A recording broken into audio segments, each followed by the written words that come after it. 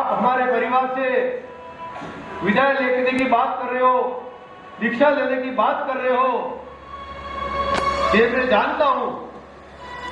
मुझे मालूम है कि स्वयं के बिना उद्धार नहीं है, मगर आपने हमारे परिवार में जन्म लिया और हम परिवार के लोग आपको कैसे विदा दे सकते हैं।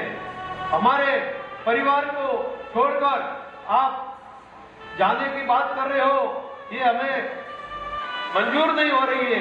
लेकिन मैं गुरुदेव की वाणियां सुनी हुए वर्षों से जिन वाणी सुनता हूं, उसमें मुझे मालूम है कि स्वयं के बिना उद्धार नहीं है।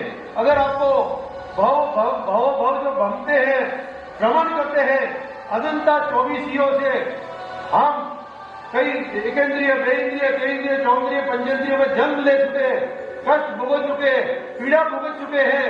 ये इस बात को मैं ध्यान में रखते हुए मैं आपको अनुभूति जरूर दूंगा। लेकिन मैं मेरे हृदय की बात करना चाहूंगा। ये स्वयं जीवन बहुत ही कष्टदायक जीवन है। आप राजमहल में बड़े जन्मे हैं, राजमहल में बड़े हुए, राजमहल में पले और आपने 32 भोजन की स्वाद चखा है। वहां दूसरी कैसे मिलेगी आपको मालूम होगा। आपको घर दूसरी गांव जाना पड़ेगा, घर जाना पड़ेगा।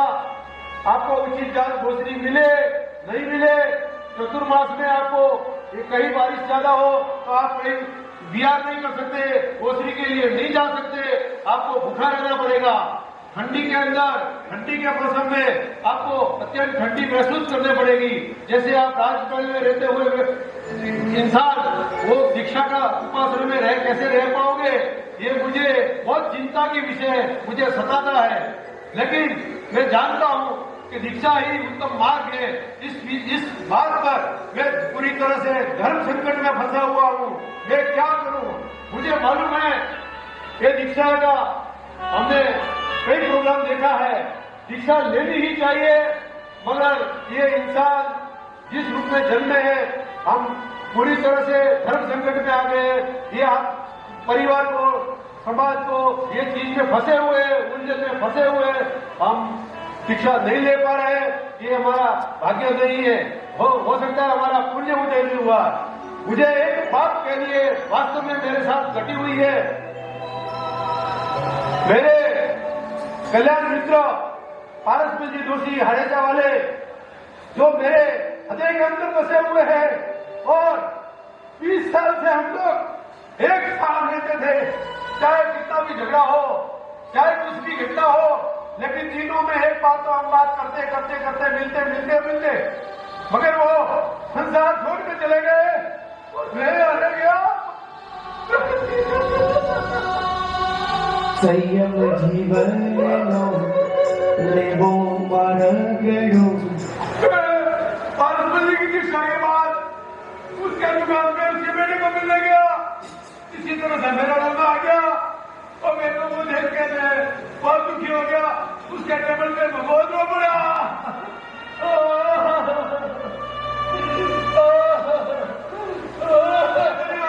दीक्षा वाला का पैदा नहीं हुआ। मेरे को ये एक मौका मिला है भगवान की दीक्षा और वीर पुरुष क्या बनने वाले, क्यों नहीं आती और मोक्ष में जाएंगे।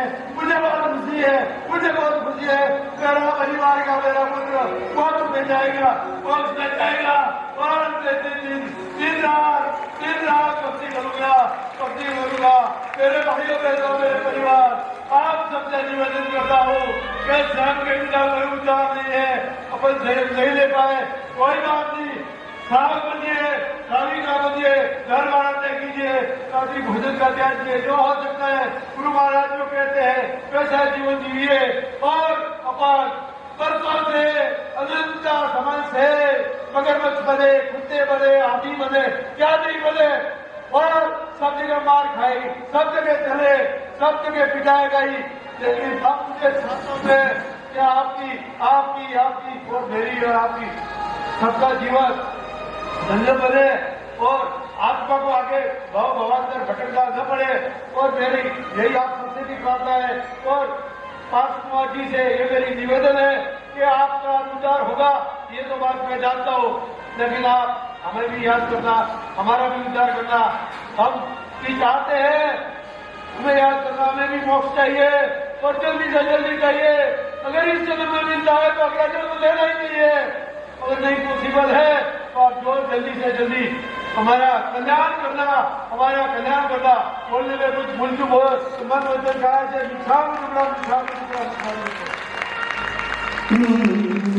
उछड़े छे उर्मियों आजे मूरे काल जानो कट को ठासे दूरे केम करी छूट से संग तारो हयू तारा वीरे जुरे पाछू वळीने ना जोतो वीरा मार्गड़ो उजमा એ કયા ઉંમરે કયા લેવલ પર બેસીને પણ પ્રભુની માતાનું પાત્ર નિભાવે છે પણ એના માટે તાળીઓ.